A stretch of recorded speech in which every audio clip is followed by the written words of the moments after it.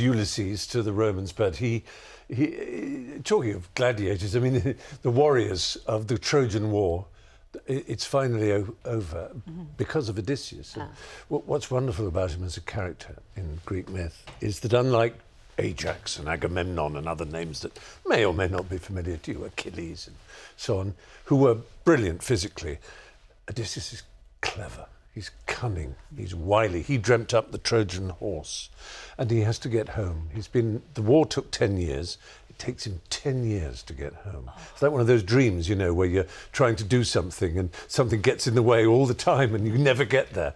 And it's partly his own fault. He's curious. Every time he passes an island or as he's sailing home, he wants to see what kind of people live there, what kind of lives they lead. And he's also hated by the god Poseidon for a very good reason, who's the god of the sea. So there's a lot of obstacles in his way. And his cunning and his wit are kind of a new thing for the human race. It's as if the Greeks, in devising their myths, have these great strong figures like Hercules, you know, that everybody's probably heard of, and Jason with his Argonauts going off for the Golden Fleece, and Perseus, you know, cutting off the head of Medusa and so on. All these heroes who are demigods and incredibly strong. And the Greeks kind of realized that the other thing you need to be a successful people is you need to be smart. You need to think. You need to have imagination.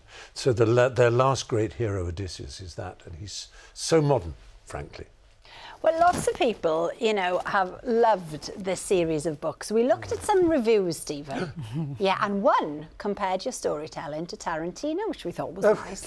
But, you know, you've obviously had a lot of fun adding your own humour and a little twist to these stories and bringing them bang up to date. Yes, I mean, I certainly wouldn't say that the originals, if you like, Homer, the supposed poet are behind them, is, you know, fabulous. But I think every generation will bring them alive in their own way. And they did when I was a boy. There were some very good writers but they were a bit, you know, because people were a little, you know, less bold in those days. And so I try and there's so much juice to them. I think that's the point. So if it's like Tarantino, I'm very pleased. There is violence because, you know, there's warfare and there are accounts to be settled.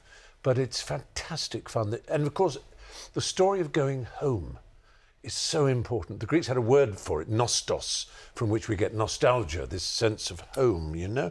And it burns deep in Odysseus for 20 years away from his beloved wife, Penelope. And I don't know what generation you are, but, you know, if you think of, I don't know, tea time from school, the satchel's on the table there, and you're dipping a fish finger into ketchup, and The Simpsons is playing on the television. You think, oh, that's home.